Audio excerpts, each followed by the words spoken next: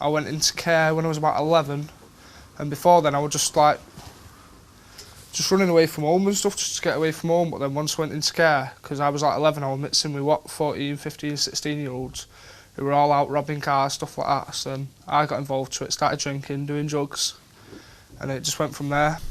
I started off in a care home in Middleton, then Rochdale, then Stoke-on-Trent, then Secure Unit Essex, then a care home in Somerset, then a care home in Blackburn, and then finally come back to live with my parents.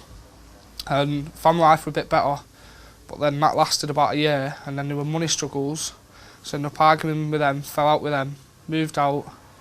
Then I was on the streets and stuff like that, and then I was just on the streets for a bit, I had nothing to do in that, and then I started re-offending, and then that's when I got involved with like rap and started doing stuff better, like going on training courses, MVQ and stuff, and getting to where I am today. I've been to 6 prisons. I've been to Inley, Lancaster Farms, Wetherby, Stoke Heath. I've been to 3 or 4 secure units. The reason why for robbing cars and just doing stupid stuff on a council estate where there's nothing to do.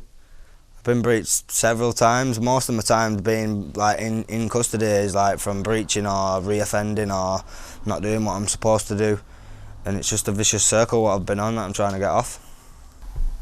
I had a good family, a good upbringing. It's just that my stepfather and I didn't get on as well as the rest of the family, the rest of my siblings, my brother and sisters. I ended up getting chucked out, made homeless, and then from the age of 13 I was committing crime so I could live, so I could survive, to eat.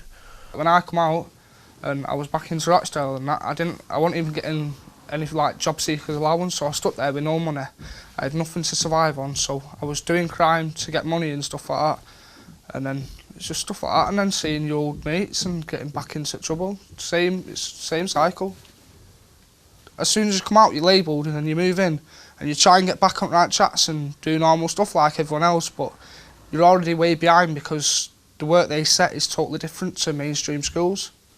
I come out of custody and it's just like it all hit me straight away, like no job and like sticking in with the motivation, no money, dossing about on the estate yet again. Drinking, no money, mixing back with the same people, not having support 24/7. Homelessness, no money.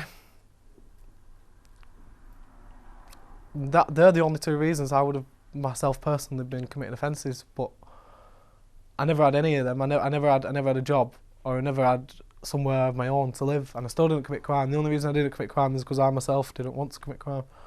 It's like what I said, they should just build like little halfway houses in different areas, and then just say, right, well, you've got a choice. Instead of going back to your own area and getting back in with the crowd that you was in with, then you could go there, which is not too far, so you can still go see your family and stuff, but you're not being forced to enrol with old crew that you was with and causing trouble again.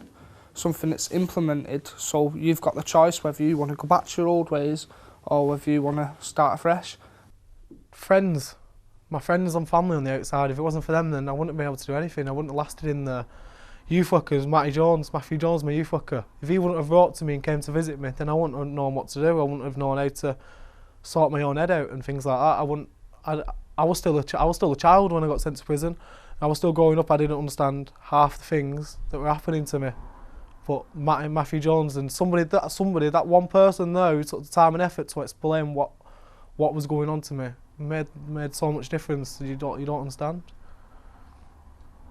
It's people helping you set things in place. It's not like they come and do it all for you, which is not what we want, because we want to be self-sufficient and do it ourselves, but they just help you get on the right path. It's like when I tried to find accommodation, I went into housing and someone come with me, but when I went and asked, like, can I have an appointment or whatever, oh no, sorry, we're closing. But they done it to be awkward because they've seen people after me, so I was ready for flipping and just causing mayhem. But the person who me calmed me down, and he went and spoke to him, and it's just them to get that foot in the door for you, because otherwise you just get dismissed.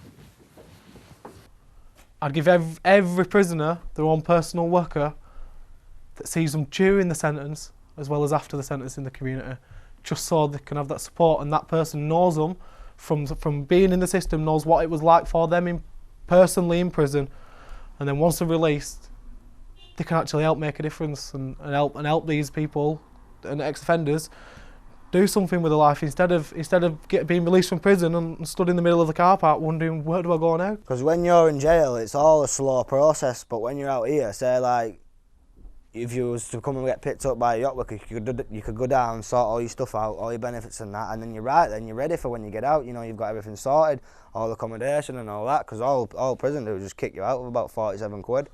Trying to find work money was the most important thing, because I needed money to survive. I needed money to eat, and I've never had any money. When I got released, I was released with £46 and an appointment for the job centre on Monday. That was it, and that's not good enough, to be honest with you. If it wasn't for me, myself, deciding not to commit crime, then I could have easily went and committed crime.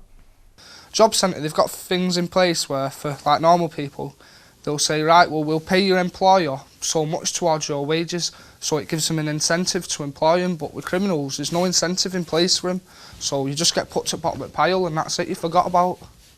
It should be up to, like, well, I think it is up to the employer, just to employ you.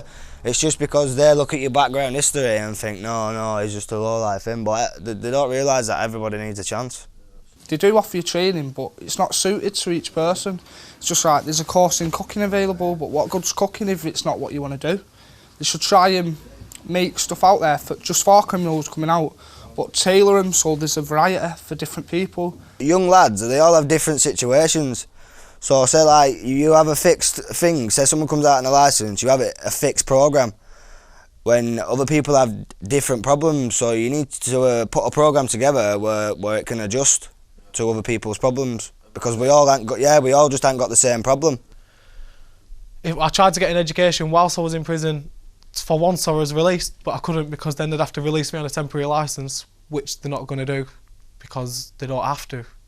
Simple of it. They never release people on temporary licence, no matter what it's for, because they don't have to, and if they don't have to, then they're not taking any risks. Or at least bring the young lad out on supervision and take him about looking for jobs with a youth worker, yeah. Yeah.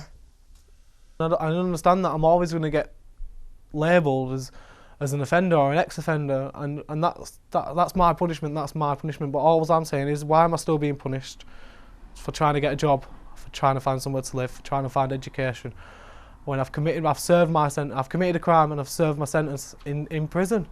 I served 4 years, 9 months in prison for something that was keeping me alive, and I was on the streets. Now, if I wouldn't have done that, then I'd probably be dead.